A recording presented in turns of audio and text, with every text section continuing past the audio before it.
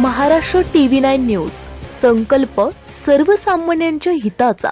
पुण्यातील पिंपरी चिंचवडमध्ये तिघी लेकींनी असं काही केलं की सर्वांना आश्चर्याचा धक्का बसला.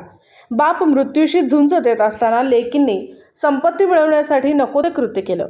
ब्रेन डेड झालेला बाप वाचणार नाही असं लक्षात आल्यावर लेकींनी हॉस्पिटलमध्ये कट रचला आणि भावाला अंधारात ठेवून थेट मृत्यूपत्र तयार केलं.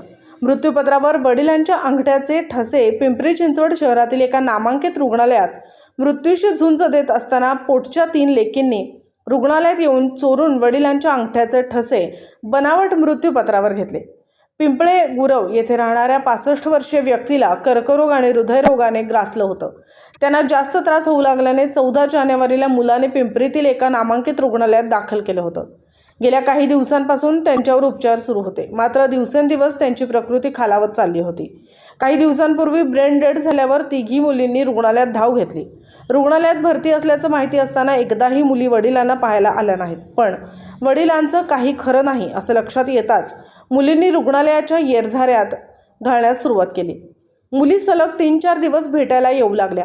19 फेब्रुवारी रोजी मुलगा रुग्णालयाच्या बाहेर गेला असताना मुली वडिलांच्या वॉर्डमध्ये गेल्या आणि मृत्यूपत्रावर वडिलांच्या अंगठ्याचे ठसे घेतले. त्यानंतर त्यांच्या हातात पेन देऊन सही घेण्याचा प्रयत्न केला. रुग्णालयातील प्रशासनाला जेव्हा ही गोष्ट कळाली तेव्हा त्यांनी मुलींना थांबवलं आणि तातडीने पोलिसांना कळवलं. भावाला देखील ही गोष्ट कळवली. मुलगा तातडीने वडिलांजवळ आला आणि त्याने बहिणींना झापलं. त्यानंतर मुलाने संत तुकाराम नगर पोलीस ठाण्यात जाऊन तक्रार दिली आहे. सगळ्यांची आर्थिक परिस्थिती उत्तम असताना तिघी बहिणींनी असं पाऊल उचलल्याने सर्वांना आश्चर्याचा धक्का बसलाय. वडील गेल्यानंतर भाऊ आपल्याला वडिलांच्या मालमत्तेत हिस्सा देणार नाही असा बहिणींचा समज झाला होता.